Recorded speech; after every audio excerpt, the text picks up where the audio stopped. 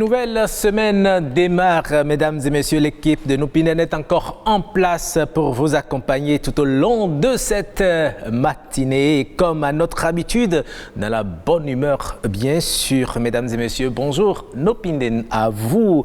Et merci d'être au rendez-vous de ce nouveau numéro Nopinen. Jennifer Esmeralda Sachivi. Nopinen, Seydjam plutôt. Seydjam, vous pouvez aussi dire, Bon, et Nopinen maintenant aux téléspectateurs, toujours un plaisir de vous retrouver après 2-3 jours de pause, de démarrer la semaine avec vous et 90 minutes de bonne humeur comme d'habitude et d'échanges. Aujourd'hui, nous parlons d'économie et surtout des investissements en ligne rock. Vous avez certainement été interpellé sur le sujet. C'est un secteur qui prend de l'ampleur et qui est assez fréquenté, je vais dire, de plus en plus. Oui, c'est un secteur assez dynamique également. Vous avez certainement été approché pour investir en ligne. Vous êtes réticent, vous y mettez un peu de sous, on vous parle de crypto-monnaie, on vous parle de ci et ça. Vous êtes parfois bleu dans tout ça. Est-ce qu'il faut s'y aventurer? Vous vous posez 1001 questions. Eh bien, mesdames et messieurs, vous aurez les réponses à toutes ces questions parce que nous avons fait venir sur cette émission des gens qui s'y connaissent et qui pourront vous apporter les éclaircissements qu'il convient et qui pourraient vous amener à vous décider ou pas. Oui, tout à fait. Parce que voilà, quelqu'un se rend compte, certains y font fortune, d'autres perdent des sous. Donc, de quoi il s'agit concrètement et comment procéder? Est-ce qu'il faut quand même s'y fier ou ne pas s'y aventurer carrément? Donc, les experts, comme vous l'avez dit, sont déjà dans ce studio. Ils vont nous amener leur point de vue et leurs éclaircissements. Absolument, je suis aussi intéressé. On va les écouter. On va les écouter, donc asseyez-vous confortablement pour pouvoir les écouter, mesdames et messieurs. En attendant de les avoir, et puis on aurait déjà dansé dans ce studio, comme d'habitude, dans la bonne humeur. Dans la bonne humeur, mais tout ceci va venir après les merveilles du Bénin qui nous permet de vous installer.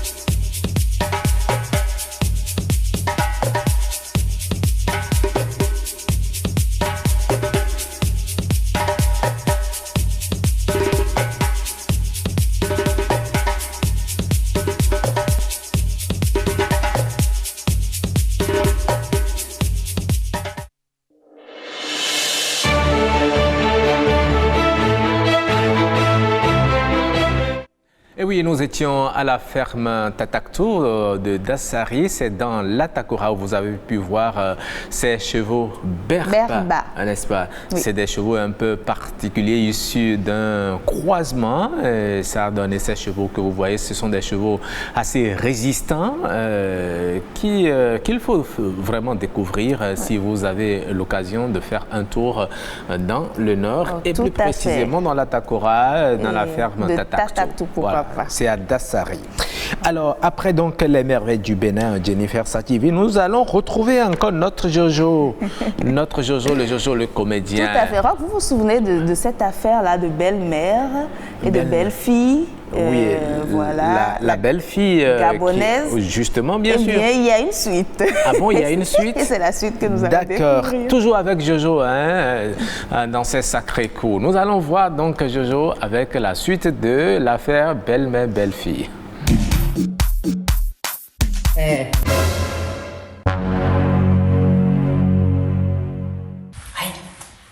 C'est pas maman ça. Jojo, Oui. t'es levé? Ça va? Oui. Je suis venue te voir un peu. Maman, qu'est-ce que tu fais ici? Mao, c'est quelle question ça? Mais, Tu n'as pas dit que je suis chez moi ici? mais comment tu as fait pour rentrer jusqu'à tu t'es assise au La salon? dernière fois, tu m'as donné le double des clés, tu as oublié. j'ai Comme oublié. j'étais là-bas, j'ai pensé, est-ce que mon fils a de quoi manger? Donc je vais venir, je vais cuisiner un peu. Oui. Pour au moins 4-5 jours, au moins tu auras ça ici. Ah, maman. Ça va? Hey, plus meilleur maman que toi, il n'y a pas. Bon, Ça va? Oui, ça va très bien. Ah, Allez, on va. tu as laissé la fille là-bas. Hé, maman, je l'ai abandonné même il y a longtemps. Je t'ai dit ça. Je vais faire quoi Je avec t'ai elle? dit ça. C'est pas mon fils. Ah. Elle ne me ressemble Elle pas. ne ressemble pas. Et puis quelqu'un qui ne respecte pas ta maman. Hein? J'ai expliqué ça même à ton papa, il était dépassé. Il était fâché. Oh. Eh, bon. Donc, ce qu'on Oui. va faire là, Oui, maman. tu vas me laisser l'argent. Ouais. Quand tu vas aller au travail tout à l'heure, moi je vais aller au marché vite faire les courses. Ce que moi je vais proposer, je vais laisser le travail et je vais te prendre la sortie pour nous balader. Je vais te montrer un peu le quartier. Oui, mon fils. oui, c'est mieux. C'est mieux, maman. Non, Parce que j'ai dit toujours ça à ton papa. J'ai dit Jojo, son affaire de sa maman. Jojo, je t'aime même. son affaire de sa maman. Est-ce qu'il y a quelque chose que tu as dit aujourd'hui et que je n'ai pas respecté? C'est Non. impossible. Jamais. Jamais. C'est ça, maman. Pas tellement là. Hey, hey.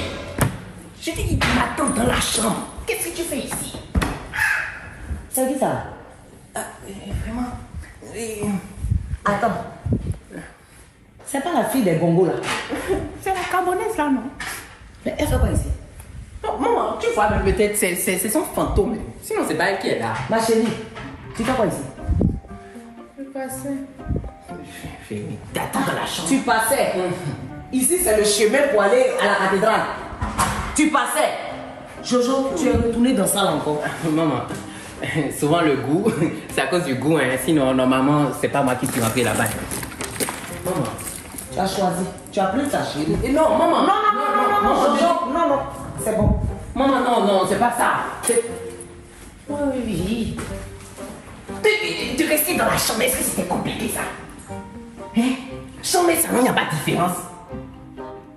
Tu as fait jusqu'à maintenant, ma maman s'est fâchée contre moi. Et en plus, elle prépare la sauce d'arachide. Ma chérie, dehors. Dehors! Regardez comment elle écoute là-bas.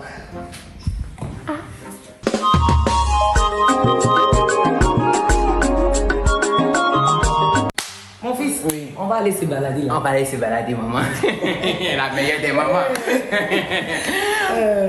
C'est fini.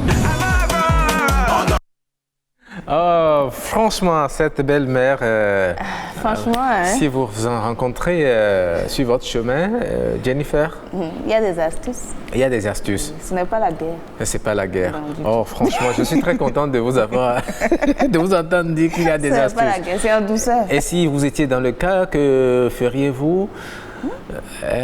Bon, je vais partir, mais on verra après. Vous partirez et Je vous pars, mais verrez je ne pars après. pas. Vous partez, mais vous ne partez pas. Je gère après.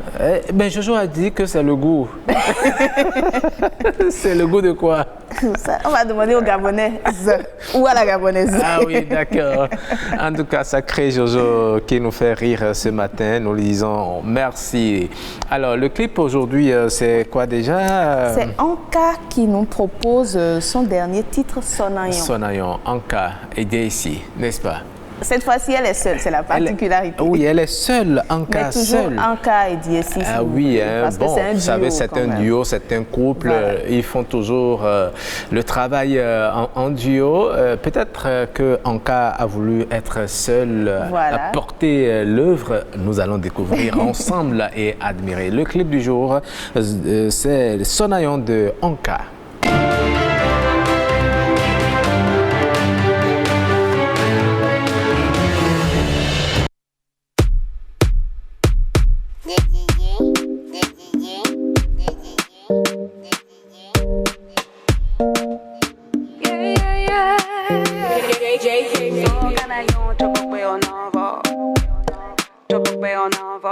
Só canalhão, tô com o pé, eu não vou.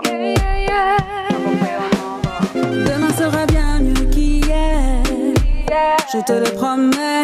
La galère est la meilleure des prières.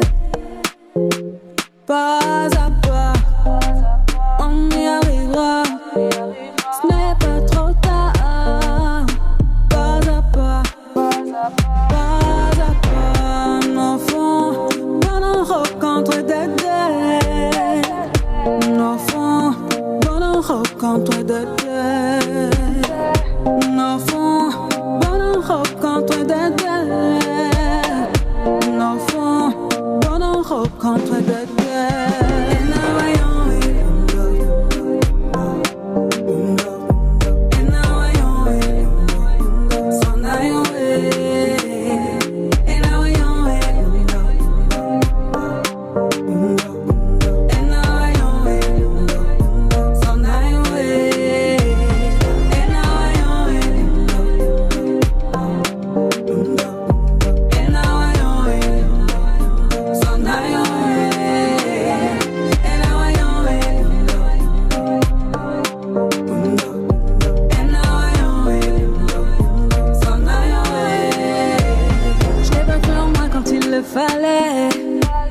Oui, j'ai douté, mais maintenant le soleil va briller.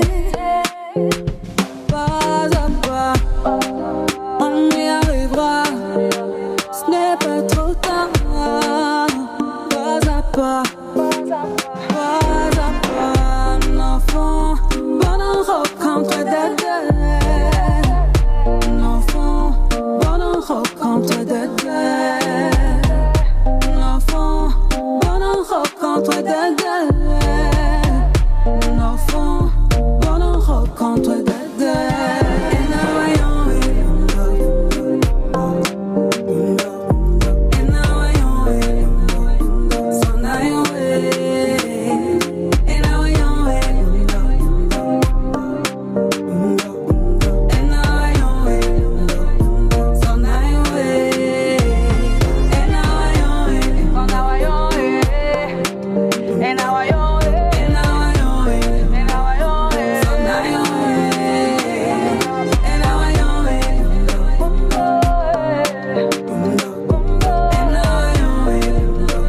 so now I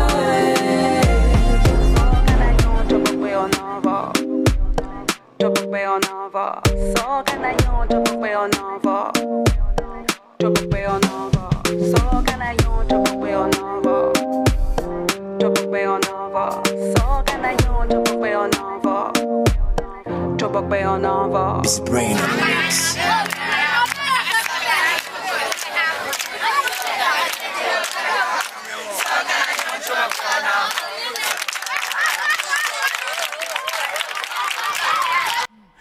Ah oui, ça fait chanter, ça fait danser, ça fait rire également. Ah oui, nous disons merci à Anka de donner espoir à tout le monde. C'est le message que véhicule cette chanson. Toujours. Oui, voilà. à ce que l'on fait, ne pas abandonner, se lever tôt le matin, commencer à travailler. L'espoir est permis. C'est tout simplement ce qu'elle dit dans sa chanson. Et donc, à l'écouter, il faut toujours travailler et espérer que demain sera meilleur qu'aujourd'hui. Voilà, donc après cela, Jennifer... place au débat, tant attendu. Ah oui, hein, un débat très attendu parce que c'est aussi l'actualité. Hein. Beaucoup se posent des questions. Eh bien, eux, nous les avons triés pour vous apporter les réponses nécessaires. Eh bien, nous parlons des financements, des investissements en ligne.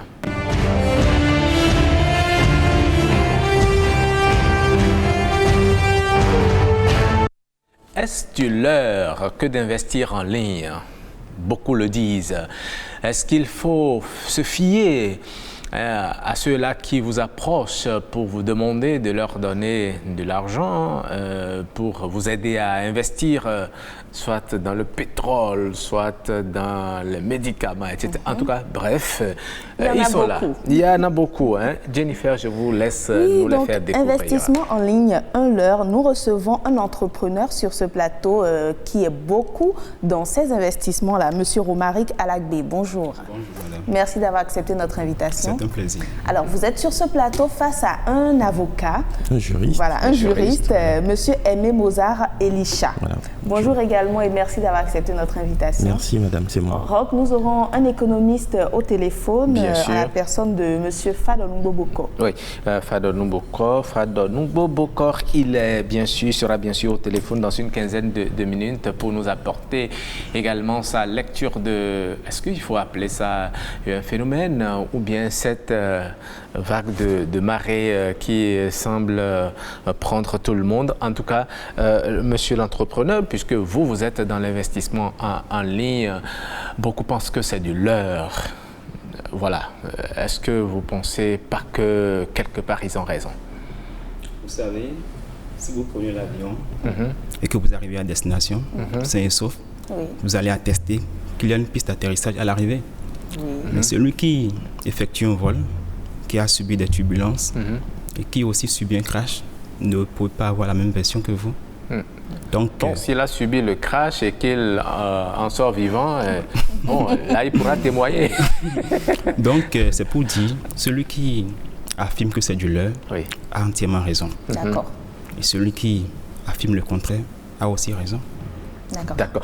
Il va falloir qu'on clarifie. Pourquoi vous estimez que celui qui affirme que c'est du leurre a raison?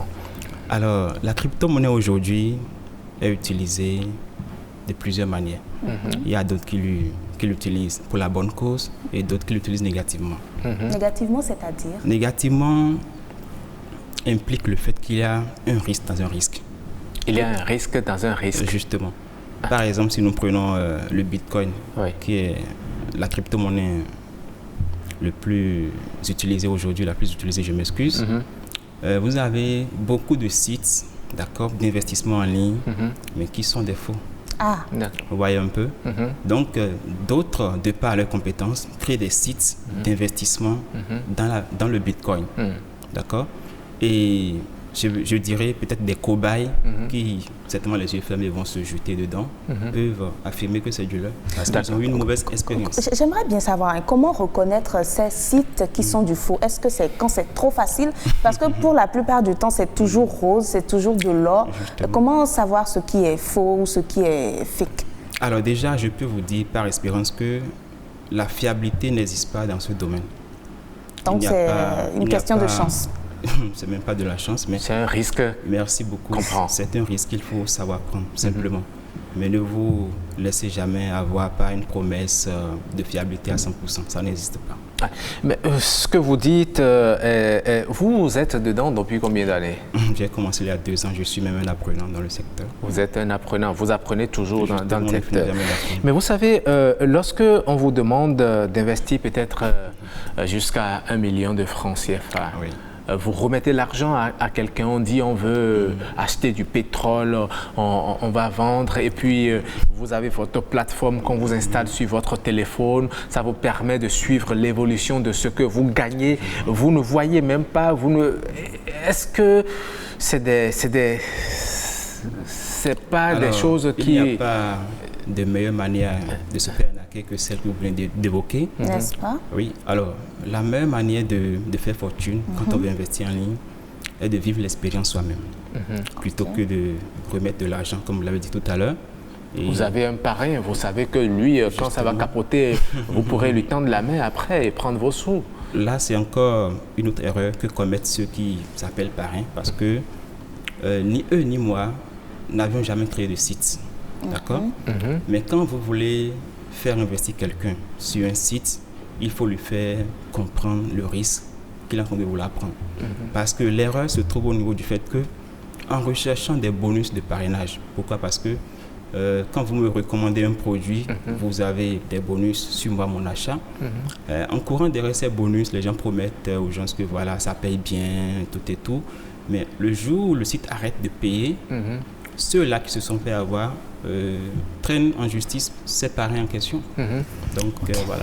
Voilà. Justement, Très bien. nous La avons- transition voilà. est bien trouvée. Jennifer. Juriste, sur ce plateau, il y a pas mal de décisions qui ont été prises pour quadriller un peu ce secteur-là. Donc vous êtes certainement partie d'un constat, peut-être toutes ces personnes qui se retrouvent peut-être à la justice. Oui, contrairement à ce que vous dites, il n'y a vraiment pas de décision en fait. Il n'y a pas de décision. Et il faut dire que le secteur des investissements en ligne est encore un peu, échappe encore un peu au contrôle de l'État. Et c'est ce qui permet d'ailleurs d'observer ce genre de situation où vous voyez... Pourtant, l'État a interpellé il y a quelques mois des cabinets qui se lancent dans cette activité. Oui, mais il faut creuser pour mieux comprendre. Il ne faut pas peut-être se limiter aux informations que vous recevez parce que peut-être qu'il s'agit d'opérations qui sont en lien avec la législation. Mais lorsqu'on parle d'investissement en ligne, déjà, il y a plusieurs aspects qu'il faut essayer de décanter. Il y a, par exemple, ce que vous appelez, ce que beaucoup de jeunes appellent aujourd'hui le trading. On vous parle de trading, on vous parle de crypto-monnaie, on vous parle de quoi encore ? D'achat de pétrole, je ne sais pas, tout ça, ça fait partie du trading aussi. Il y a beaucoup de bourse. Merci, les marchés boursiers encore. Donc, il y a une grande diversité. Lorsque vous parlez de marché boursier, par contre, il y a une législation en la matière. Il y a une réglementation, même si elle n'est pas nationale, elle est communautaire. Il y a la réglementation de l'UEMOA et de la BCAO, de la CEDEAO, du moins, sur les marchés boursiers. Donc, en fait, tout dépend en fait du secteur dans lequel on se situe. Mais pour ce qui concerne la question précise des crypto-monnaies, il faut dire que la maîtrise de ce secteur, en tout cas pour le moment, échappe totalement à la maîtrise de l'État. Au Bénin ou un peu partout? Un peu partout, mais plus en Afrique de l'Ouest. Mais on estime que l'Afrique de l'Ouest est encore en retard, justement, par rapport dans les pays anglophones. On n'en est plus à ce débat. Les tests existent et quadrillent l'activité, si bien que, bon, les gens s'y lancent et puis en tirent grand profit. Est-ce que ce n'est pas l'État qui est en retard par rapport à cette évolution du commerce? Merci, ou bien quoi? C'est ça. C'est bien. Vous avez posé la problématique, c'est bien ça. Puisque, vous savez, la plupart des pays anglophones sont, comme vous l'avez dit, en avance sur nous. Je ne saurais expliquer ce phénomène. Mais quoi qu'il en soit, c'est que vous voyez cette digitalisation de la monnaie a fait que voilà, les pays anglophones ont pris le pas, ils ont mis en place une certaine réglementation pour encadrer les pratiques. Même la France quand même a également mené quelques pas. Il y a un projet de loi qui a été adopté, mais qui est en attente de promulgation, selon mes informations. Alors, Monsieur Elisha, je vais essayer de vous poser une sorte de cas pratique pour les personnes qui ont peur de se lancer. Quelles sont les dispositions à prendre, par exemple, pour être protégé par la loi au cas où ça va tourner mal, où ça va virer au cauchemar? Je suis sûre de récupérer mes fonds. Est-ce qu'il y a une façon de se protéger, faire signer peut-être, je ne sais pas, des notes à celui à qui je confie mon argent?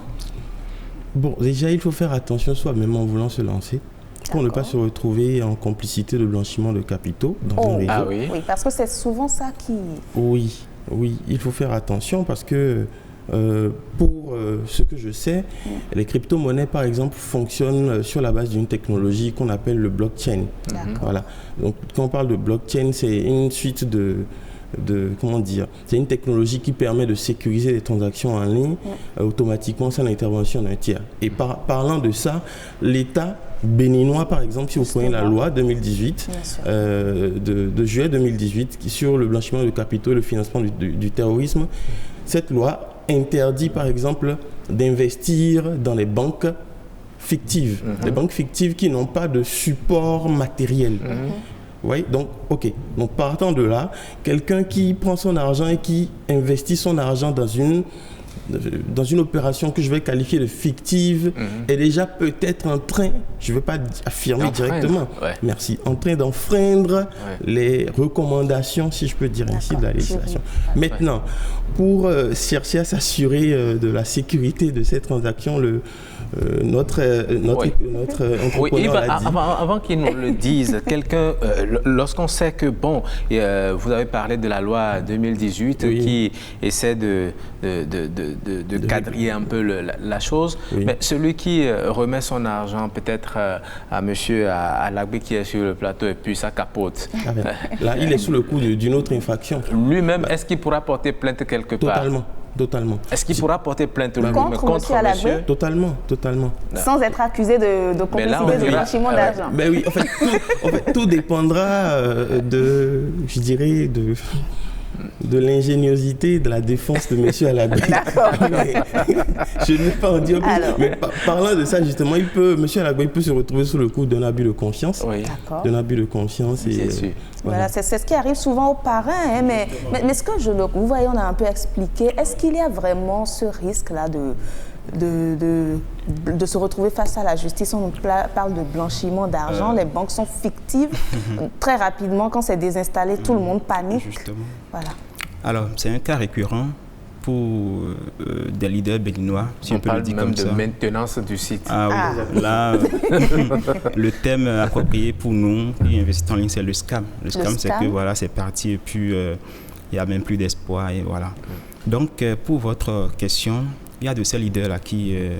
les leaders ne sont rien d'autre que ceux-là qui en parlent à des prospects, qui les font investir. Donc, quand ils n'ont pas pris la peine de mieux expliquer le fonctionnement du système à leurs prospects, après fermeture, ils se retrouvent poursuivis par la justice, avec raison. Donc, il y a des risques qu'il vaut mieux savoir dès le départ, c'est ça? Exactement. Ok. Donc, mais on se rend compte, hein, je ne sais pas, parfois, ceux qui viennent vous parler, vous faire la publicité, ils s'en sortent plutôt très, très bien. Mais lorsqu'une certaine personne vient, automatiquement, le scam apparaît. Comment ça se fait? Alors, ils s'en sortent bien dès le moment où le site dont ils vous parlent paye à ce moment précis. Parce que, vous imaginez, je suis en train de jouir des revenus d'un site depuis peut-être 12 mois, qui n'a jamais eu de difficulté. Donc, je peux venir vous en parler avec des preuves de paiement à l'appui. Donc, voilà comment ces parrains-là peuvent s'en sortir facilement. Mais M. Alagbé, à vous entendre, les gens vont prendre leurs décisions de façon radicale, ne plus du tout y aller, même s'ils étaient à un doigt de s'investir, ils vont plus du tout. Alors qu'on dit que cela a enrichi beaucoup dans les pays anglophones, aux États-Unis, dans les grandes nations, c'est cela qui est l'activité phare aujourd'hui. Parce que le numérique a pris le pas aussi. Oui. Est-ce que c'est parce qu'eux, ils sont arrivés à maîtriser le circuit, à savoir que ça, ce n'est pas un faux site, ça, c'est un vrai site? Comment faire pour ceux qui veulent vraiment se lancer dans l'investissement en ligne? Que faut-il faire pour jouir également comme les autres? Alors, vous savez, la règle d'or, quand on veut investir en ligne, est d'investir uniquement ce qu'on est prêt à perdre. Parce que d'investir uniquement ce qu'on est prêt à perdre. Oui, parce que c'est un secteur... C'est-à-dire le juste minimum. Exactement. Pour vous, le juste minimum peut être 1 million. Pour moi, ça peut être 10 millions. Donc, ça dépend. D'accord, mais quand j'ai envie de faire fortune, j'ai envie parce que je vois, j'ai eu des témoignages de vous, par exemple, vous avez su fructifier 10 000 en 10 milliards en un mois. Vous avez pris un risque que moi, j'ai envie de prendre. Et moi, mon minimum, là, ce n'est pas 10 000 en 10 milliards, mais plutôt 1 million en 1000 milliards, je ne sais pas. Est-ce que dans ce cas, il ne faut pas que je prenne le risque? Ce n'est pas mon minimum, c'est tout ce que j'ai comme économie. Oui. Alors déjà, vous savez... supposons que vous voulez investir, vous avez dit 10 millions, n'est-ce pas? Oui. D'accord. Pour vous, c'est peut-être ce que vous êtes prêt à perdre, n'est-ce pas? Alors, déjà, si vraiment vous aspirez à investir en ligne, je vous recommande de viser les taux les plus bas. Ne vous laissez pas avoir par les histoires de 1,5, 2, 3 et pire encore des retours sur capital.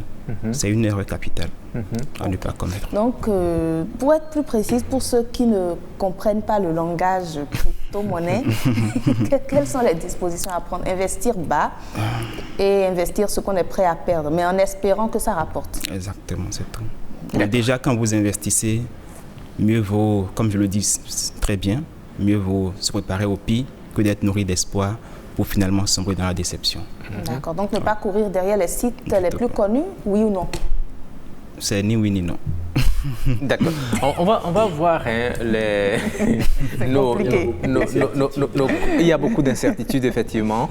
Cette incertitude-là, est-ce qu'elle est également remarquée au niveau justement de nos populations qui suivent cette émission et qui se posent la question de savoir si finalement ce ne sont pas des astuces pour décourager alors qu'ils ont vu des gens gens qui ont fait vraiment fortune, des gens qui ont construit de grands immeubles. Étant tout récemment, j'ai croisé un monsieur, ça c'est un témoignage, qui m'a dit, écoutez Roch, moi j'ai démissionné de là où je suis et je suis à mon propre compte grâce à l'investissement en ligne, à la crypto-monnaie.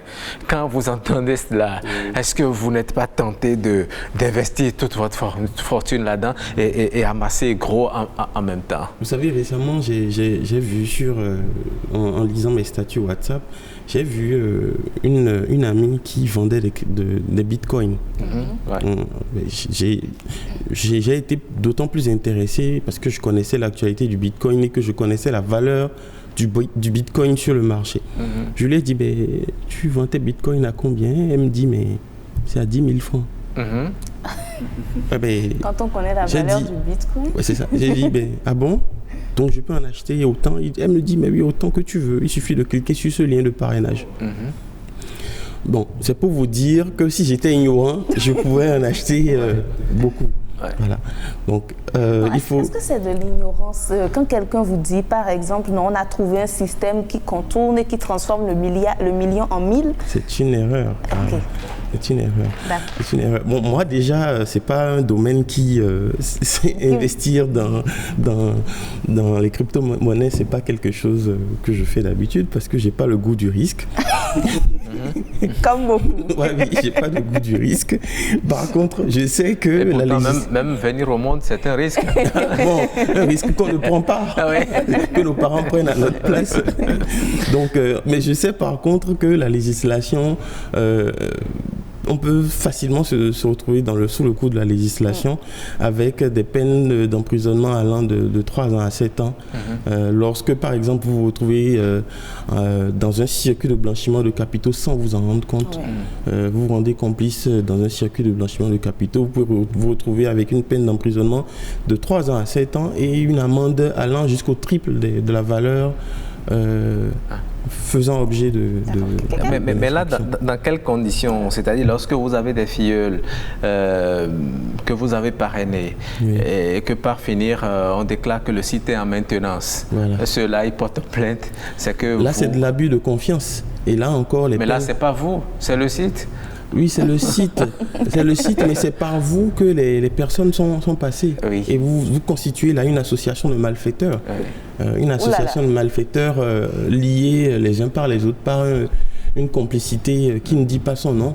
Donc c'est tout le réseau qu'il faut mettre. Est-ce qu'il y a des critères pour détecter lorsqu'il y a des risques de blanchiment d'argent ou pas? Je suis sûre que ce n'est pas tous les sites qui sont susceptibles de tomber sous le coup de la loi dans ce cas. Oui, effectivement. Et s'il y a des critères de blanchiment d'argent, bon, moi je pense que de manière pratique et de manière concrète, il faut voir les personnes, il faut peut-être jeter un coup d'œil sur les personnes qui constituent le réseau. Je ne sais pas comment ça va se faire, mais quand vous voyez des gens qui en apparence vivent une vie extra...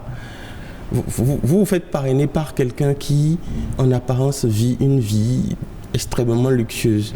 Il faut déjà s'interroger, parce que rien n'est facile, même quand on parle du cours comme il l'a dit tout à l'heure, quand on parle du cours de la monnaie électronique et tout, bon, il ne faut pas se laisser avoir par les grands taux. Quelqu'un qui donne l'impression d'avoir fait vraiment fortune, c'est peut-être quelqu'un qui détenait des bitcoins ou comment m'exprimer, des crypto-monnaies depuis un moment.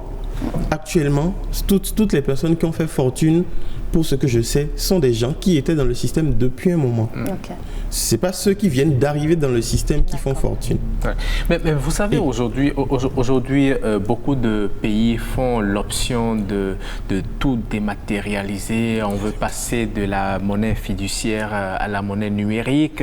Vous voyez des pays, la Chine, la France, qui ont leur crypto-monnaie. Et aujourd'hui, est-ce que ce n'est pas de cette évolution qu'il faut s'approprier justement pour sécuriser ces investissements en ligne?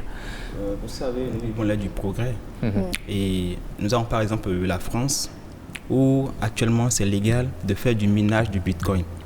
Le minage qui n'est rien d'autre que d'avoir par exemple son ordinateur chez soi et de miner le Bitcoin. De l'autre côté, nous avons la puissance comme... Miner le Bitcoin. Oui, nous avons...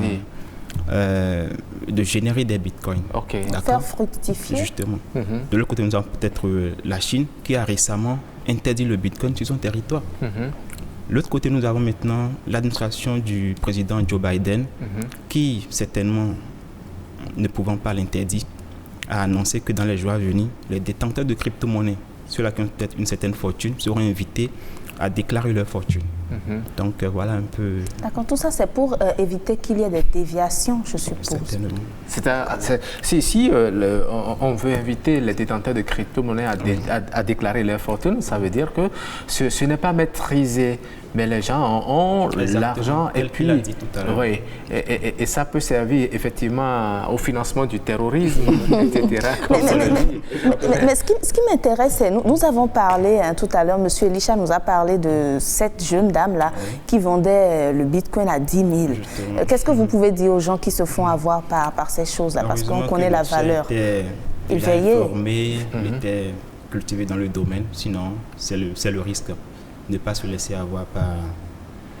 Donc là, on ne peut jamais vendre un bitcoin à 10 000? Actuellement, c'est impossible. C'est une monnaie qui, en 2009, lors de sa création, valait 50 francs CFA. Mais aujourd'hui, il vaut plus de 20 millions de francs CFA. D'accord. Donc, voilà. Je ne sais pas, je vais peut-être dire une bêtise. Peut-être qu'elle en a économisé, elle en a caché, je ne sais pas, dans son téléphone. Et maintenant... Le risque, je se trouve déjà sur le lien qu'elle invitait à cliquer. Là, c'était déjà une erreur capitale à ne pas commettre. Quand on vous invite à cliquer sur des liens comme ça, ne le faites pas. Allez d'abord vous renseigner et puis... Voilà. Mais c'est généralement pour vous faire parrainer. Parce que quand on vous envoie un lien et que vous cliquez là-dessus, la personne qui vous parraine a un bonus, justement.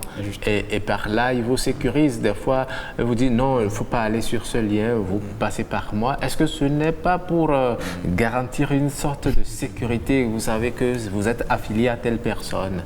Alors déjà, je vais vous donner un exemple un peu palpable. C'est comme la dernière fois, par exemple, j'ai eu un proche qui est venu se plaindre à moi, me connaissant dans le secteur. Écoute, Romaric, que j'ai été victime de Danak, mais comment ça s'est passé? Il venait de se faire inviter à cliquer sur un lien pour investir sur un site qui générait 300% en 30 jours. 300% en 30 jours. 30 jours. Donc c'est tellement se laissant emporter par la promesse de ce pourcentage vraiment au-delà du réel. Il a cliqué sur le lien, il a investi, mais dans les heures qui ont suivi, il s'est vu vider son portefeuille Bitcoin. Wow. Vous imaginez un peu? Donc voilà un peu les risques que vous encourez quand, au lieu d'aller vous faire former, de vous renseigner sur l'opportunité qu'on vous présente, vous foncez les yeux fermés à la recherche des trous. Très bien. Nous avons déjà en ligne notre économiste, M. Boko Fadonungbo. Bonjour. Bonjour, monsieur le journaliste. Oui, vous êtes bien en ligne. Nous parlons des investissements en ligne, nous parlons des crypto-monnaies. Vous savez que c'est ce qui fait l'actualité aujourd'hui. Beaucoup se lancent dans cette activité pendant que beaucoup se réservent d'investir leurs sous parce qu'ils ont certainement encore en l'idée certains phénomènes d'anarque, etc. Est-ce que vous pensez qu'investir en ligne, c'est une bonne opportunité ou bien c'est un leurre? Je peux dire que c'est une très bonne opportunité d'investir en ligne. D'accord. Ah bon? C'est une activité qui comporte aussi des risques autant que d'autres activités que nous menons de façon physique. C'est-à-dire que lorsque j'ai des ressources et je crée un cafétéria, je fais une activité, je suis exposé à des risques. Risques de vol et tout ce qu'on sait, c'est la même chose se produit en ligne. Bien sûr. Et évidemment, pour la ligne, cela suppose quand même un minimum de connaissances. De savoir ce qu'on est en train de faire, les types de risques auxquels on est exposé, afin quand même de se prémunir contre ça. Mais en quoi c'est avantageux que d'investir en ligne? Oh oui, c'est comme tout autre investissement, ça varie d'un domaine à un autre, mais lorsque vous investissez en ligne, les ressources que vous mettez en ligne servent à d'autres personnes de faire des activités qui naturellement produisent des profits, donc vous prenez une partie. Ah oui, mais tout se passe. Mais vous ne voyez pas. Mais vous ne voyez pas celui à qui vous remettez votre argent et qui le fait fructifier de l'autre côté. Oui, c'est ça aussi les risques. Mais imaginez, lorsque vous êtes actionnaire dans une entreprise, ceux qui gèrent l'entreprise, vous n'êtes pas obligé de les connaître. Mais là, c'est une entreprise. Vous savez que l'entreprise a un siège social et que demain, si ça capote, vous pouvez l'assigner en justice. Mais ici, c'est en ligne, c'est Internet. Vous ne savez pas, c'est virtuel. Vous ne pouvez... C'est pourquoi j'ai dit tout à l'heure qu'on doit s'y connaître aussi avant de se mettre. Tout comme l'entreprise a un siège et statut juridique, l'entreprise en ligne en a aussi. Maintenant, c'est pas évident que tout le monde sache vérifier. Donc, avant que je m'investisse, je vérifie tout ça avant de m'engager. Oui. Mais donc, c'est ça aussi la différence par rapport à l'entreprise physique. Oui.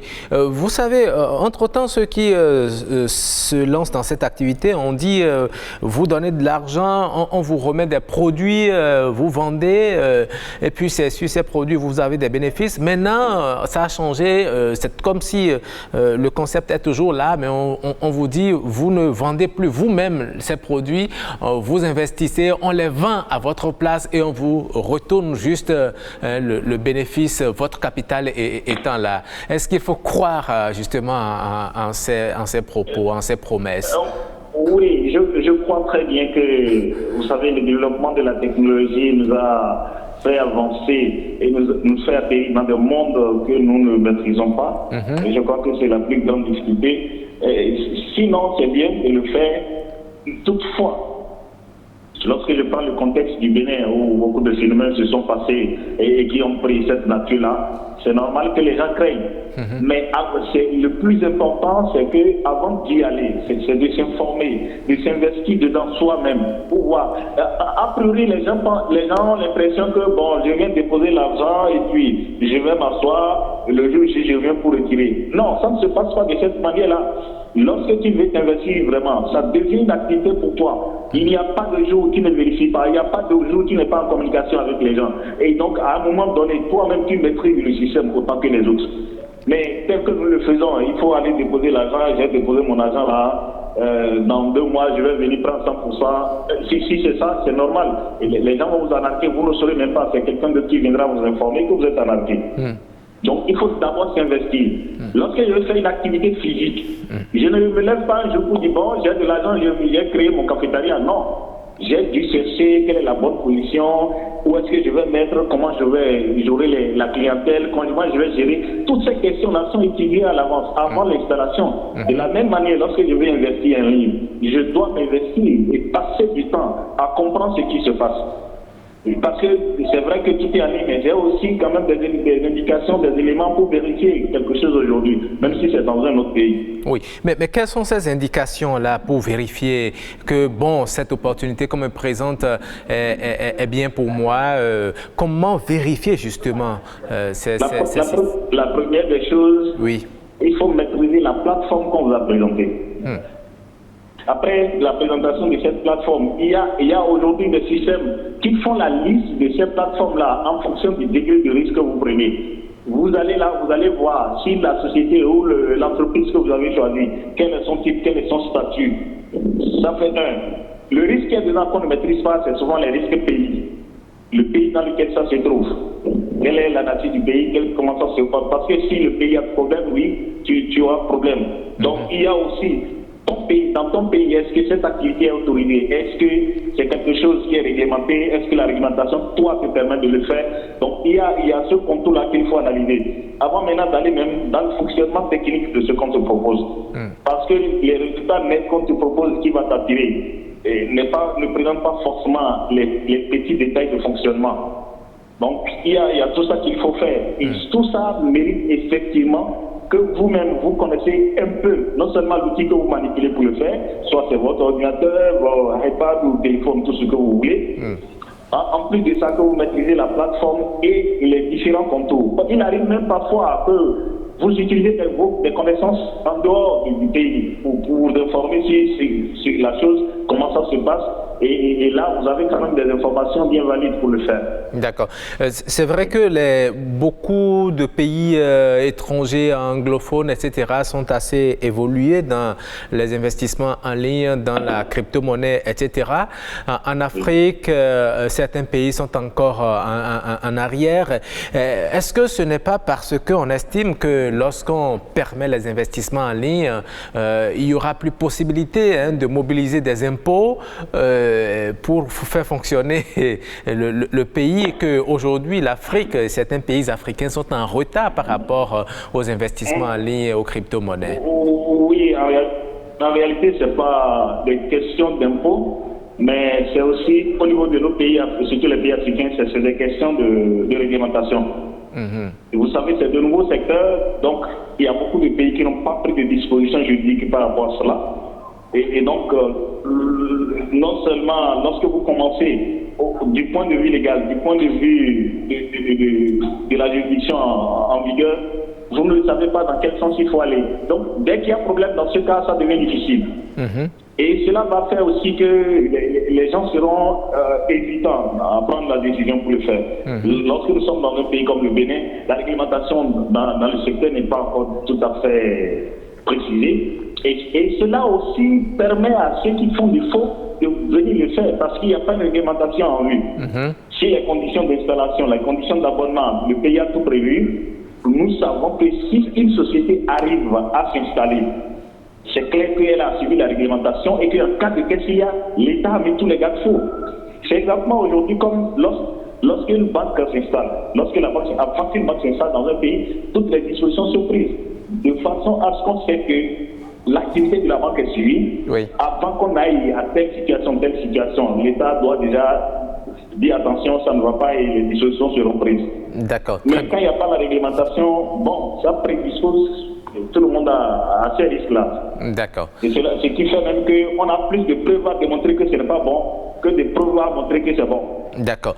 Alors, nous allons vous garder en ligne et donner la parole aux autres invités autour de la table pour réagir à vos propos. Je commence par le juriste Elisha. Oui. Vous avez suivi notre économiste. Oui, je pense qu'il a tout dit, surtout dans la dernière partie où il parlait de l'absence de réglementation dans le secteur. Et c'est cette absence de réglementation et de législation qui fait que les gens sont vraiment exposés à tous les risques dont nous parlons aujourd'hui, des risques d'arnaque, d'abus de confiance, ainsi de suite. Donc c'est une invitation aux États africains à légiférer dans le sens des investissements en ligne et des nouvelles avancées technologiques en matière de monnaie électronique. Et parlant de ça, malheureusement, on n'est pas encore au bout du compte, puisque très récemment, le gouverneur de la Banque centrale des États d'Afrique de l'Ouest a affirmé que une monnaie, en principe, est une monnaie, parlant de la qualité d'une monnaie, une monnaie devrait pouvoir avoir un équivalent, devrait pouvoir avoir, quel mot il a utilisé, une contrepartie, et que les monnaies électroniques, en l'occurrence les crypto-monnaies, n'en ont pas. Il n'y a pas non plus le support qui gère ces systèmes-là. Ce qui veut dire en fait que ce sont des monnaies à risque et que pour le moment, l'espace économique n'est pas encore prêt à accepter ces monnaies. Ce qui veut dire que ceux qui se lancent dans l'achat de monnaie, de crypto-monnaie, le font à leur risque et péril aujourd'hui. Pour le moment, ils le font à leur risque et péril parce que la législation ne les protège pas. Il n'y a pas d'autorité nationale qui régule le secteur. Donc, voilà. D'accord. Oui. Est-ce que vous pensez, M. Elisha, qu'on pourrait y arriver? Parce que là, tout à l'heure, on nous a donné l'exemple des États-Unis qui semblent également émettre des réticences. Est-ce que nous devons avoir de l'espoir? Nous devons avoir de l'espoir, mais malheureusement, je ne suis pas très optimiste par rapport à ça tout de suite, parce que quand on parle d'investissement en ligne et de crypto-monnaie, cela suppose un niveau de digitalisation du pays. Donc le Bénin, en tout cas, les pays d'Afrique de l'Ouest en général, n'en sont pas encore à ce niveau, à ce stade-là, par rapport à certains grands pays comme les États-Unis, la France, l'Afrique du Sud. La digitalisation n'a pas encore... Excusez-moi, et au Nigeria, parce que c'est quand même un pays qui se... Oui, le Nigeria, c'est la plus grande puissance économique de l'Afrique. Donc oui, c'est vrai. Le Bénin n'en est pas encore là, malheureusement. Donc il faut encore attendre un peu pour espérer, même s'il y a une réglementation, qu'il n'y a pas que la réglementation qui compte, il y a également les mécanismes qui sont mis en place, les institutions qui sont mises en place pour contrôler le système. Et pour ça, il faut attendre encore beaucoup parce qu'on n'est pas encore, on n'a pas encore atteint le niveau de dématérialisation de certains grands pays. C'est toujours pour comprendre. Si je suis l'exemple de Roch qui nous a parlé de l'avancée des pays anglophones, Oui. C'est pour ça que j'ai posé la question du Nigeria. Est-ce que si demain je quittais le Bénin, vous avez parlé des pays d'Afrique de l'Ouest francophones, est-ce que je me retrouvais au Nigeria par exemple où la digitalisation est un peu plus avancée, est-ce que je peux prendre le risque? Bah oui, vous prenez le risque, mais attends, monsieur au bout de notre économiste, il a dit quelque chose de très important. Monsieur Fadongo, il a dit quelque chose de très important. Vous ne pouvez pas vous lancer sur un marché sans connaître les fondamentaux du marché. Donc même si vous allez au Nigeria pour vous lancer, cherchez à connaître la réglementation, la législation. Cherchez à connaître comment ça fonctionne avant de vous lancer. Et la question est récurrente depuis. Parce que M. Roch ne fait que demander, mais comment faire? Comment faire justement? Il faut s'informer avant de se lancer. Il faut s'informer. Et c'est l'erreur que commettent beaucoup de gens. Justement, étant donné que nous avons une population, excusez-moi, sur le plan informatique, complètement analphabète, ou bien analphabète à 1%. En griffe.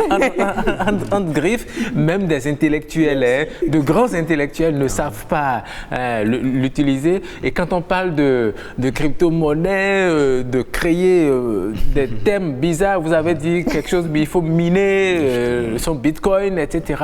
Est-ce que ça ne ressemble pas vraiment à un mélange que... difficilement on accepterait y accéder. Est-ce que ce n'est pas ça qui amène les gens à dire, bon, lui, il maîtrise le secteur, je préfère lui faire confiance et puis je le laisse gérer à ma place? Alors, vous savez, l'idéal serait de vivre votre propre expérience. Quand on prend par exemple un écolier en classe de CM2, à qui on dit que 1-3 est égal à -2, il ne va rien comprendre. Il va dire, mais jamais, c'est pas possible. Donc, il faudrait qu'il soit d'abord en classe collégienne avant de comprendre comment cela fonctionne et comment c'est possible.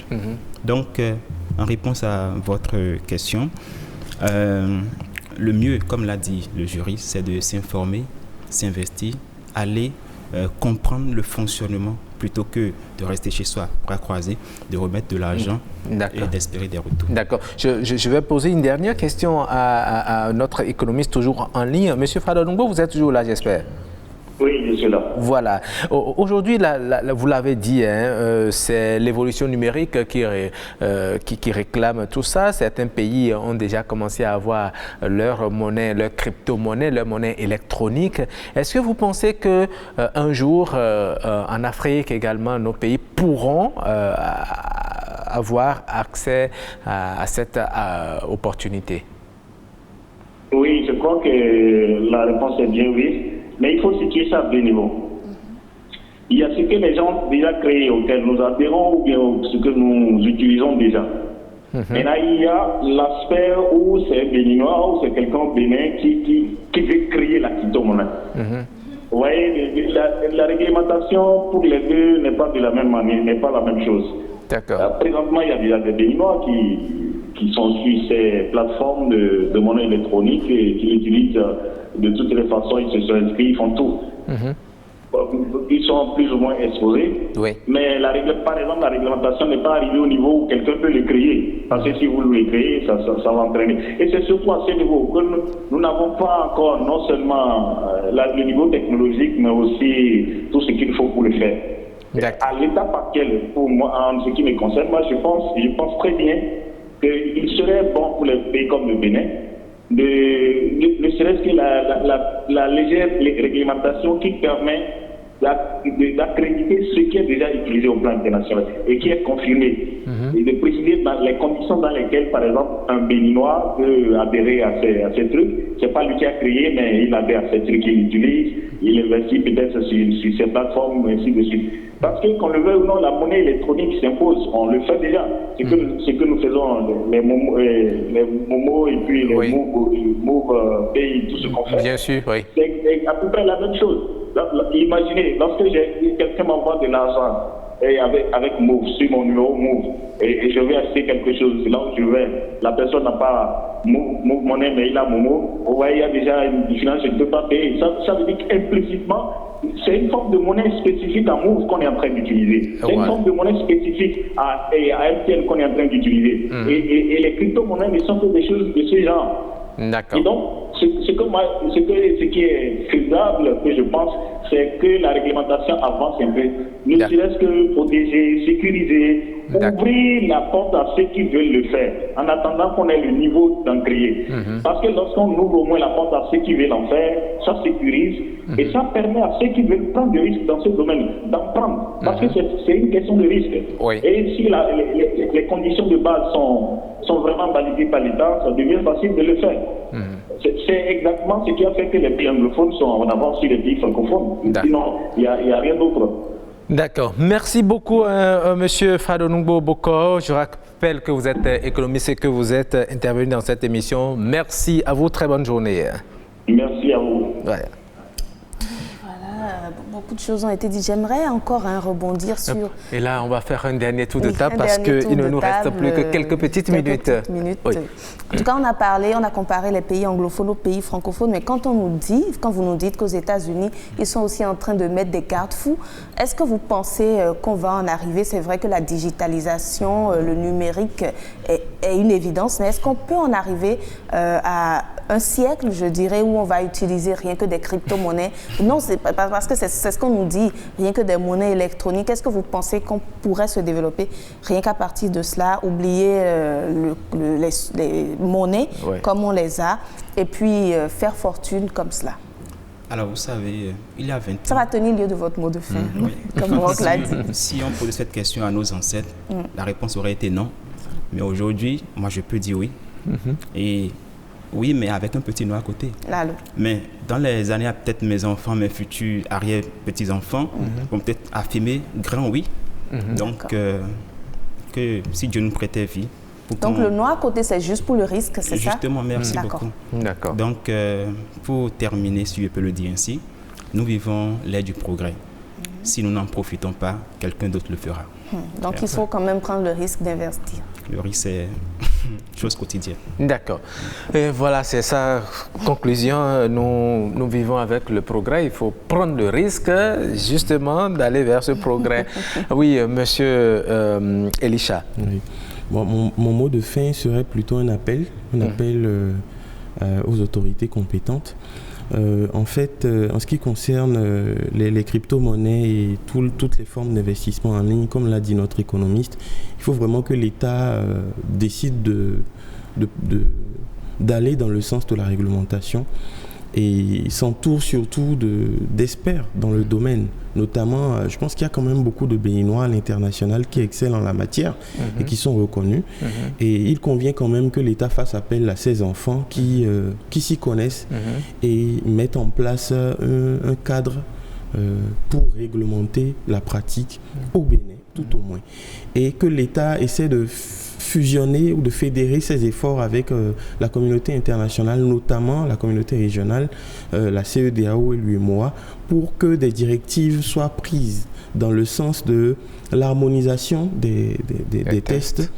Et cela pourra permettre en fait aux Africains de l'Ouest, en général, puisque la CEMAC avance déjà dans le domaine, aux Africains de l'Ouest de pouvoir investir en ligne de manière beaucoup plus sécurisée et de voir leurs investissements porter leurs fruits.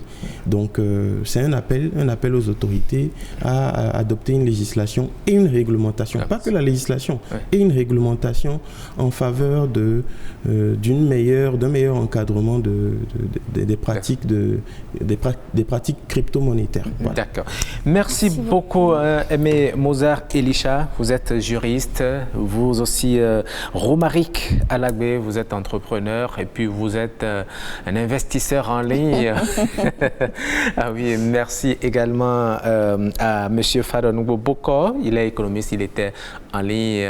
J'espère que, chers téléspectateurs, vous avez pu retenir beaucoup de choses et que, bon, de ce que vous avez entendu dépendra votre décision s'il faut prendre le risque ou pas. En tout cas, de mon côté, je sais quoi faire déjà. Moi aussi. J'ai une petite idée. Allez, nous allons raccompagner nos invités en marquant cette pause. Bienvenue au Bénin.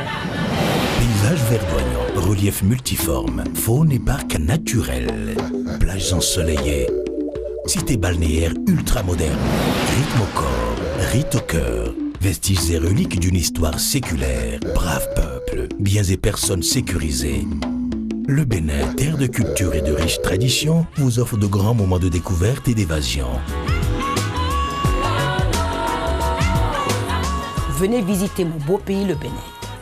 Il vous surprendra. Bénin, miroir de l'Afrique.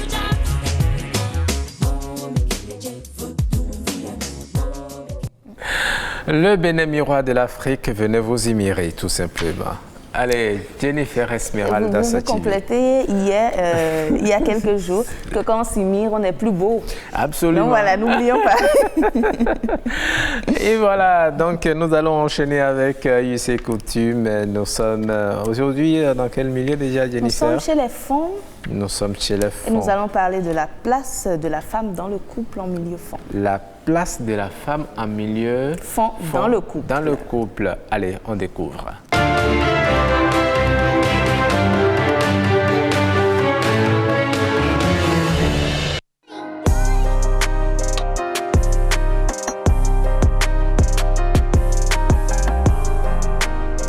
La femme dans la culture fond est très précieuse.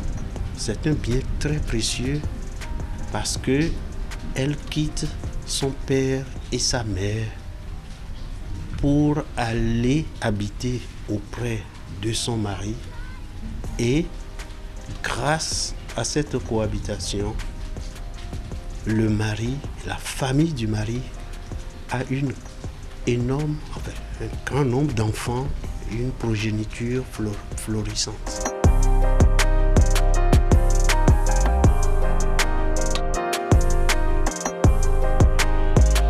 Une chose aussi que la femme doit faire, c'est d'avoir une telle autonomie chez son mari qu'elle puisse économiser de l'argent et construire sa case dans sa maison paternelle.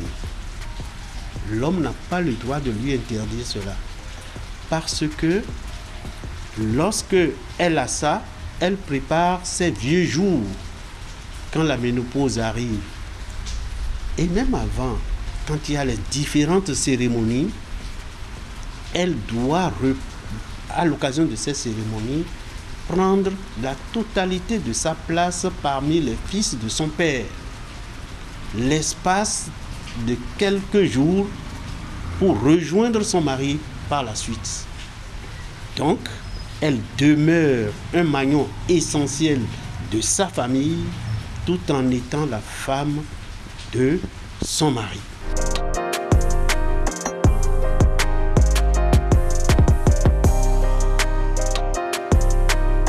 Je reconnais quand même que nous devons accepter que l'homme est le chef de la famille. Et ça là, c'est nécessaire de conserver cela.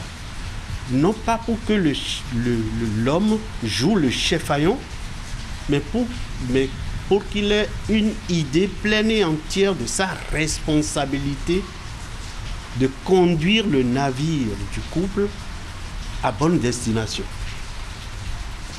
On dit de façon vulgaire qu'il n'y a pas deux capitaines dans le même bateau. C'est vrai. Mais le capitaine a besoin d'un copilote pour prendre les bonnes décisions. Le copilote, c'est la femme. Et le copilote, dans ce cas d'espèce-là, c'est la femme.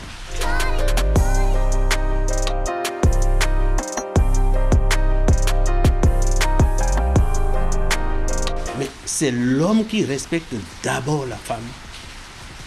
Parce que il lui doit cette reconnaissance qu'elle a quitté son père et sa mère pour venir se mettre sous son toit. Lorsque la femme voit ce respect chez son mari, il n'y a aucune femme qui ne puisse pas retourner ce respect à l'homme. Le respect n'empêche pas de dire la vérité à son homme. L'essentiel, c'est de réunir les conditions pour que son message passe. Lorsqu'il y a des étrangers là et que vous êtes parmi les gens, la femme ne peut pas rabrouer son mari. Le mari ne peut pas non plus rabrouer sa femme. Le respect, c'est cela.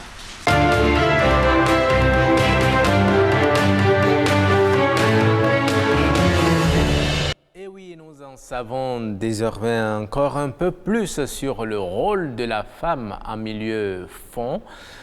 Comme on le dit, dans un bateau, il n'y a jamais deux capitaines. Donc l'homme, il est le capitaine, mais il peut y avoir un copilote. Donc la femme, dans le ménage, est la copilote, justement. Tout à fait. Et il précise aussi, pour que la femme vous respecte, il faut d'abord la respecter et il n'y a pas de raison qu'elle vous retourne ça. Ah oui, donc les fonds, ils ont de belles valeurs, je vais dire. Absolument, absolument. D'accord. Très bien. Merci donc au professeur Ambroise, au professeur Bienvenu Akoha. Oui, autant pour moi. Ambroise Akoha, c'est l'artiste, il n'est plus, nous disons paix à son âme. Lui, c'est le professeur Bienvenu Akoha, à la retraite également. Alors, nous allons passer maintenant au prénom africain pour découvrir encore un autre beau prénom d'Apple. Il était avec nous avant vendredi dernier et il a promis revenir avec un beau prénom. Nous allons le découvrir ensemble.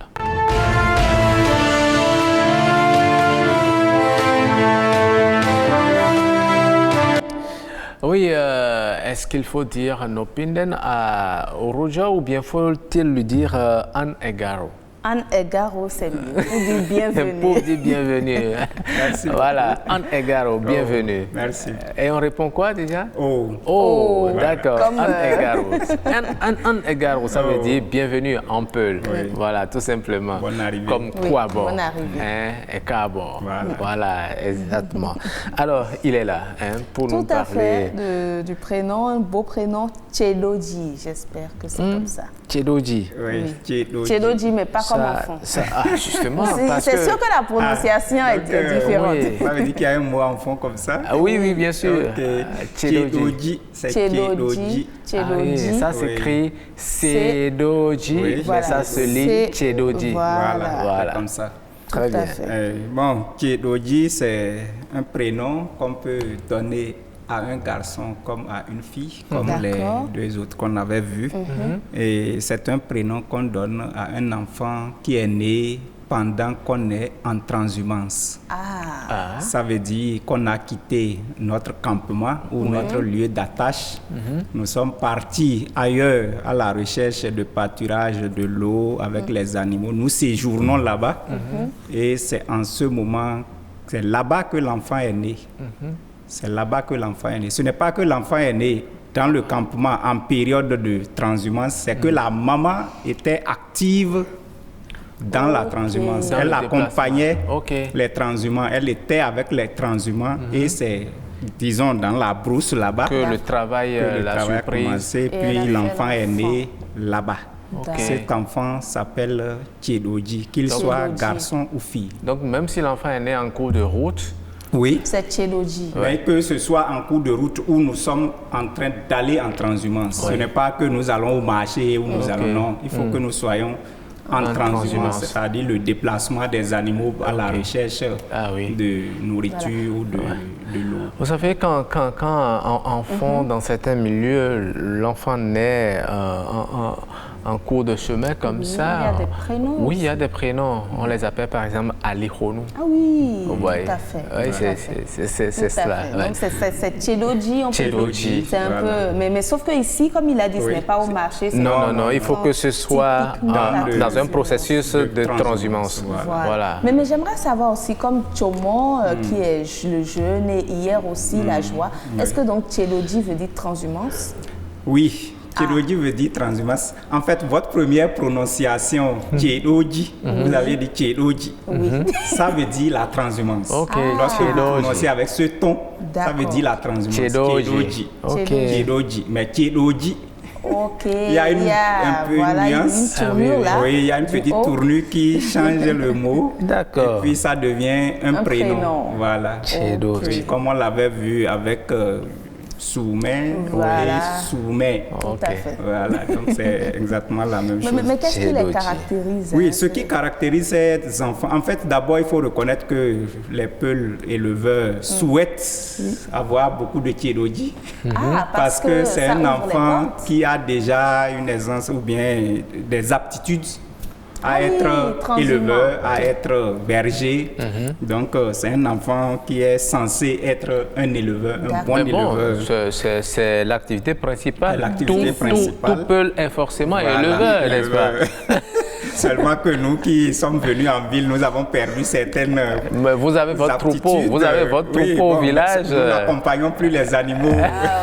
Vous Il y a l'avez des fait. aptitudes que nous avons perdues. Donc, cet enfant est forcément un éleveur.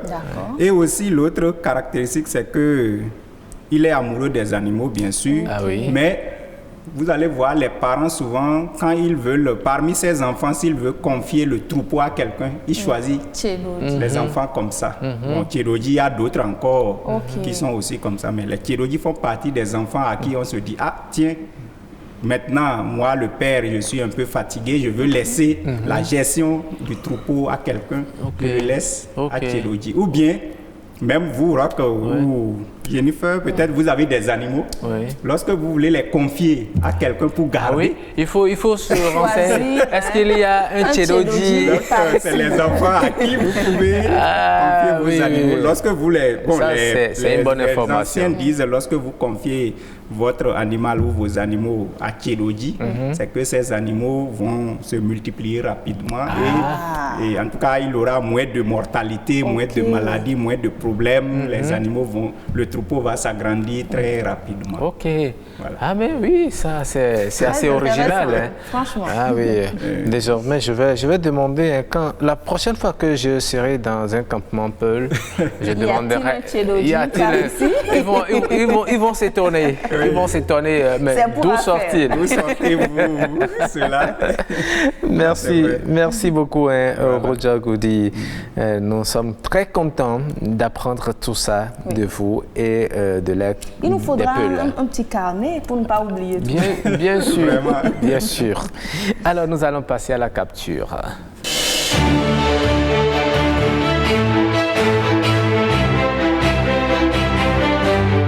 Oui, la capture d'aujourd'hui. Jennifer, qu'est-ce que vous nous proposez? On va voir.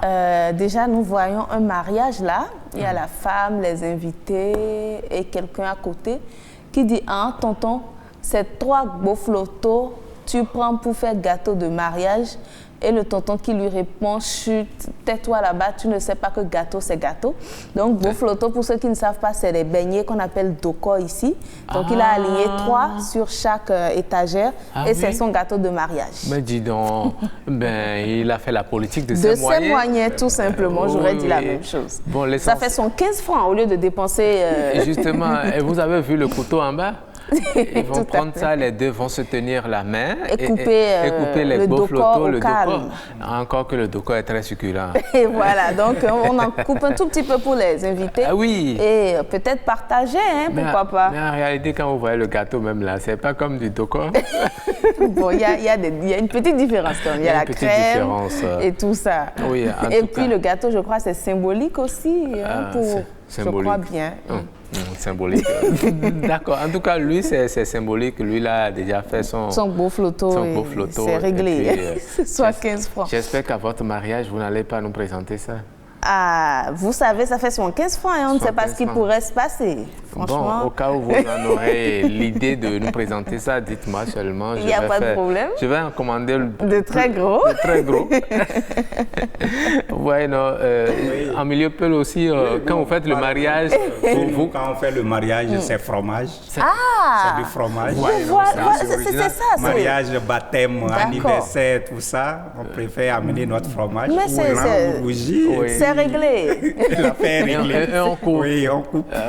Mais je rappelle qu'on ne coupe jamais le fromage à la main, c'est au couteau. Ah oui. Si vous allez dans le campement Peul, on vous présente le fromage et vous commencez par couper à la main, c'est pas bien. D'accord. Il faut un couteau. Si on ne vous donne pas, demandez-en un. Pour couper. On dit chez moi, c'est à cause de sa beauté, à cause de sa valeur qu'on coupe le fromage au couteau. Ce n'est pas parce que c'est dur. Voilà. D'accord. Donc c'est l'autre gâteau. Oui. Donc on pourrait, pour innover, quand il se marie, se servir de son fromage et couper. Ah oui, tout à fait. Très intéressant. Bon. Vous voyez qu'il a raison, hein? Vous le souteniez, il a bien raison de faire du beau flotto. Bien fait, bien sûr. Merci beaucoup aussi à vous, Goody Orujo. Merci. Voilà. Allez, bonne journée à vous. Merci beaucoup. Oui. Il est là demain? Il est là, oui, demain. Nous avons du plaisir vraiment, à partager. Demain, il est avec nous, je crois. Et voilà, je crois qu'il va nous dire au revoir demain mardi. Mais ça a été un réel plaisir d'avoir passé toute cette semaine pratiquement avec lui. Merci à vous. Merci, bonne journée à vous. Merci. Voilà. Alors, nous allons découvrir un instant écho. Quoi? L'élevage de caille. L'élevage de caille, oh! Vous avez déjà goûté? Ces petits, non seulement j'en ai goûté, mais j'en élève. Bon, je crois que finalement, là, je ne vais plus vous poser les questions. Mais bon, quand même, pour les téléspectateurs, la caille, c'est un oiseau qui appartient à la grande famille des gallinacées. Elle est domestiquée et élevée depuis longtemps pour sa délicieuse chair et ses œufs qui sont riches en protéines et recommandés contre l'asthme. Ses plumes rentrent dans la fabrication de provende et de fientes, sont utilisées pour le compost ou pour la production de biogaz. Elle est une volaille de petite taille à la chair savoureuse et dont les œufs minuscules sont également très appréciés en cuisine. On en mange souvent car elle est rare et plutôt onéreuse. Cela fait de la caille un mets de déception à bien des niveaux, notamment sur le plan nutritionnel. Donc, pour ce qui concerne leurs besoins en alimentation, les cailles ont besoin, selon les dires de certains experts, d'un aliment avec un taux de protéines supérieur ou égal à 21%. Ils se nourrissent de céréales. En matière de soins, les cailles sont très, très résistants. Vous confirmez? Oui, effectivement. Voilà. Donc, en effet, les œufs de caille sont fortement commercialisés à cause de ses vertus thérapeutiques. Vous étiez d'accord tout à l'heure quand je parlais de l'asthme. Tout à fait. Donc, ces œufs-là peuvent guérir, soulager ou guérir plusieurs maladies, prévenir également liées à l'âge, aux carences ou aux excès alimentaires et aux allergies également. C'est comme ça que se présentent exactement, voilà. Donc, ce sont, comme on le dit, les œufs qui ont prouvé leur action bénéfique dans plus de 30 maladies. Les effets positifs proviennent de la qualité supérieure de protéines contenues dans l'œuf, la non-teneur en cholestérol, puisque c'est un œuf diététique, pour ceux qui s'intéressent un peu au régime, et la haute concentration de vitamines et minéraux par rapport au volume de l'œuf. Donc, par rapport au volume de l'œuf, justement, par rapport à l'œuf de poule, l'œuf de caille contient 6 fois plus de vitamine B1, B15 et plus de vitamine B2 et bien d'autres. Donc, de même, il contient du fer et des micro-éléments. La valeur nutritive par 100 grammes de produit est de 678 kilocalories, 1,6% de protéines, 14% de graisse, 0,5% de glucides et 0,9% de minéraux.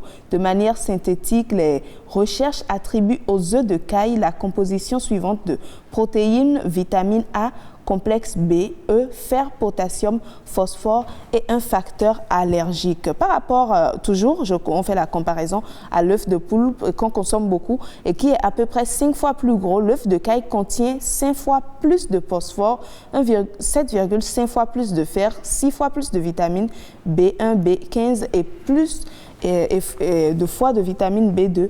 Et les œufs de caille également, outre l'aspect diététique, stimulent la croissance de l'organisme et améliore le quotient intellectuel. Donc, c'est fortement recommandé par les scientifiques. Et en matière de rentabilité, ce n'est pas beaucoup de jeunes producteurs s'y intéressent justement et quand même essaient de lui donner une place sur le marché. Bien vrai que cet œuf-là n'a pas remplacé toujours, comme je le disais, l'œuf de poule, mais il fait son bonhomme de chemin. Et la viande de caille aussi est beaucoup consommée, beaucoup plus tendre et beaucoup plus facile à préparer. Donc, c'est un secteur qui, même s'il n'est pas encore à son apogée, évolue comme il faut. Ah oui, vous avez tout dit par rapport aux cailles et aux œufs de caille également, avec leurs vertus. S'il n'y en a pas assez sur le marché, c'est parce que beaucoup n'en produisent pas, comme les poules. Vous pouvez en élever, il suffit d'avoir un peu d'espace et puis c'est réglé. C'est facile à élever d'ailleurs et ça ne coûte pas cher. En tout cas, vous allez m'inviter à manger la viande. Il n'y a pas de souci. Il y a moins d'os dans le corps. Quel bonheur. Et vous pouvez même broyer les os parce que c'est du calcium également. Donc, sur la caille, comme vous l'avez dit, rien ne se perd, tout se transforme. Même les plumes de la caille sont utilisées dans la provende, etc. Donc, un plateau d'œufs de caille, ça ne coûte pas grand-chose. Avec 1200 francs, vous l'avez déjà. Hein, donc, très intéressant. Ça stimule l'intelligence au niveau de l'enfant. Oui, ils l'ont dit. Essayez d'en acheter, d'en préparer à vos enfants. Ils deviendront des gens très intelligents. Ouais. Merci beaucoup, Jennifer. J'espère qu'après ceci, les gens iront acheter des œufs de caille. C'est sûr, hein? Oui. Alors, nous allons passer rapidement... à l'humour, toujours avec Tranquillin. Cette fois-ci, ce n'est pas Jojo le comédien, mais Tranquillin, qui nous propose également un gag rock. Tranquillin, est-ce qu'on a encore du temps, vraiment? Ah, donc... Bon, ok, d'accord. On va voir rapidement. On va voir rapidement le second. Bonjour, messieurs, ça va? Vous ne pouvez pas frapper avant de rentrer. Non, messieurs, je suis venue parce que j'ai entendu que vous êtes en train de louer une chambre dans votre maison.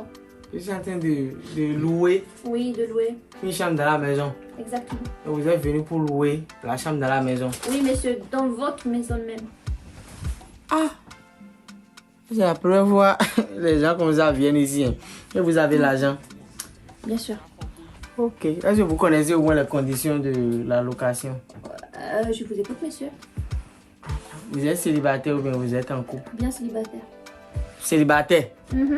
Et tu veux louer dans une maison où il y a 50 hommes? Oui. J'adore être entourée par les hommes. Tu adores être entouré par les hommes? Exactement. C'est quoi? Tu as été élevé par ton oncle? Non, c'est pas grave. Je vais vous dire les conditions. En fait, pour louer, c'est très simple. Comme c'est écrit sur le portail, entrez dans la maison à 6h, sortir 19h. Si vous sortez après 19h, le portail est fermé. Mais monsieur, vous vous prenez pour qui? Pour Macron? Macron t'a dit, il a eu la maison dans ce quartier. Macron sait comment? Il connaît plus de ciment. Macron connaît plus de ciment. C'est pas vos maisons que vous louez à Paris là-bas là. Ici, il y a des conditions. Il y a quoi comme autre? Il y a des conditions. Oui, vas-y. D'abord même, est-ce que vous allez à l'église? Oui, monsieur, chaque vendredi. Et quand l'église on va chaque vendredi? Ça c'est pas ça c'est pas l'église de Ponce Pilate ça? Monsieur, jugez pas les gens. Église que tout le monde s'en va tous les dimanches. Toi tu vas dire que tu vas à l'église les vendredis. C'est quoi? Les jours saints chez nous, c'est les vendredis. Aïe. Votre pasteur c'est un imprimeur. Comme d'habitude, la chambre, le 2e étage, mais les toilettes sont au 8e étage. Mais ne vous inquiétez pas, il y a échelle. Tous les locataires de cette maison connaissent cette condition là. Donc c'est pas grave. Maintenant... Mais messieurs, attendez, donc je serai la seule femme entourée par 50 hommes. Oui. Et vous me dites que vous avez une chambre disponible au 2e étage. Donc du coup, si je veux aller me doucher, il faut que je monte. Oui, mais il y a... pied, en fait, oui, non, il y a échelle. Et si tu ne sais pas grepper échelle là, il y a côte, grepper. Tu as fait grepper à l'école, grepper comme ça. Non, mais ça coûte combien ces chambres-là? C'est même pas cher. 1500 € à payer 4 mois en avance. Monsieur, mais vous vous prenez pour qui encore une fois? Tu ne connais pas la maison là. Toi, tu vas dire que tu ne connais pas la maison dans ce quartier. Mais c'est pas les châteaux de Versailles, messieurs. Bien sûr, je suis là, je regarde. Oh, le démarcheur ne t'a pas dit. Tu vois la maison là? La première apparition de Saint-Joseph dans ce quartier, dans cette maison. La toute première apparition. Quand tu entends la radio, que Marie est venue quelque part. Quand tu... En fait, cette maison-là, que tu vois, même quand on te dit que Jésus veut revenir un jour d'être sur le qui-vive, on ne sait pas. C'est ici. C'est la maison-là. Tu vois, quand en rentrant dans la maison-là, madame, tu as vu véranda qui est là. Tu as vu 2 chaises, non? Ça, c'est la chaise de Jésus comme ça qui est là. Même à mon travail. Ça, c'est une maison sainte, ouais. Messieurs, même à mon travail, le véranda, il est plus grand. Excusez-moi, mais... Mais est-ce que Jésus va venir dans ton véranda, dans ton travail là-bas? On te dit ici, Jésus j'ai une véranda que vous pouvez même pas vous imaginer. Mais, elle est... déjà, ah oui, c'est quoi votre niveau d'études? Bac plus 8. Madame, toi, tu ne peux pas rester ici. Comment tu vas louer quelque part où tu es plus intelligent que le propriétaire? Tu as plus de diplômes que le propriétaire. C'est comme ça que vous faites. Tais-toi, madame. C'est comme ça que vous faites pour arracher les maisons sur les propriétaires. Hein? C'est pour ça que tu vas venir un jour me faire signer des documents et prendre ma maison. Je connais cette technique-là. Soit tu vas renoncer à tous tes diplômes ou tu iras louer dans ton école là-bas, là où tu as tes diplômes. Déjà même, j'ai même pas encore dit la condition qui est plus importante. Est-ce que vous savez danser? Parce que vous savez, ne doit pas rester dans cette maison, quelqu'un ne sait pas danser. Messieurs, oui. De 1, moi je travaille. Mais je danse aussi. Ah bon? Oui. Il faut faire, je vais vous.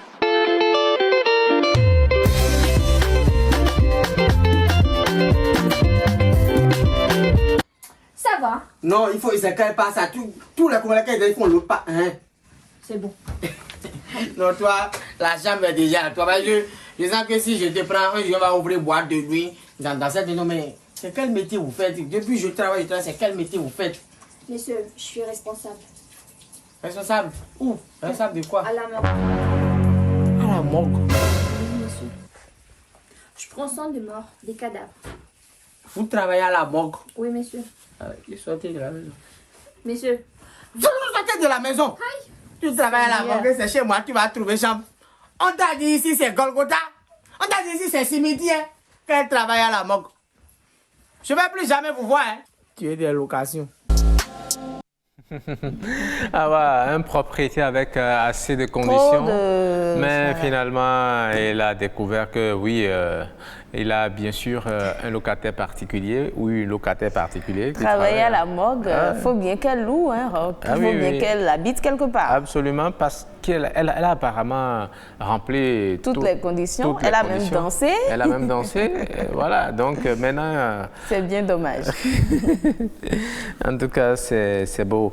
Alors, nous allons passer rapidement, revoir le clip du jour aujourd'hui. C'est Sonayon de Anka. Anka qui dit que tout n'est pas encore perdu, l'avenir réserve beaucoup de surprises. Il faut donc espérer. C'est une invite à l'espoir.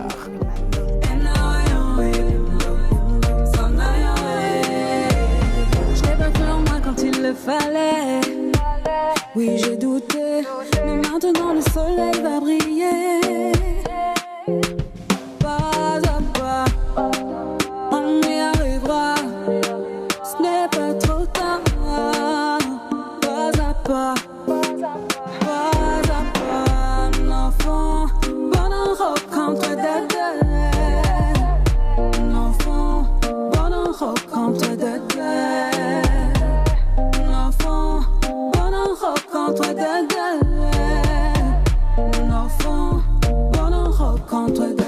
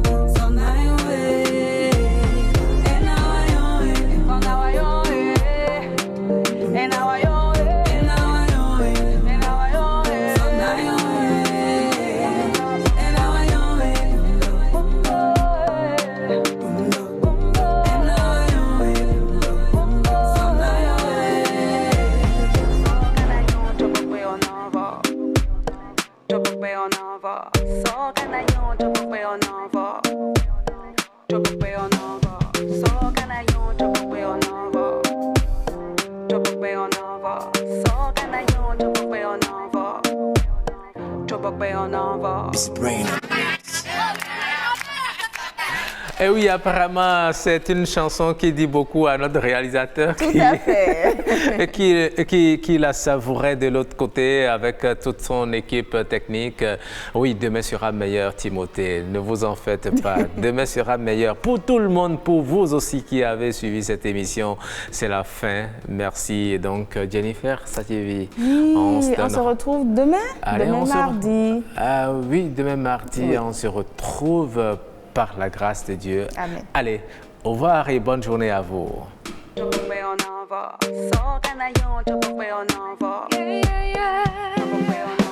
Demain sera bien mieux qu'hier. Je te le promets. La galère est la meilleure des prières.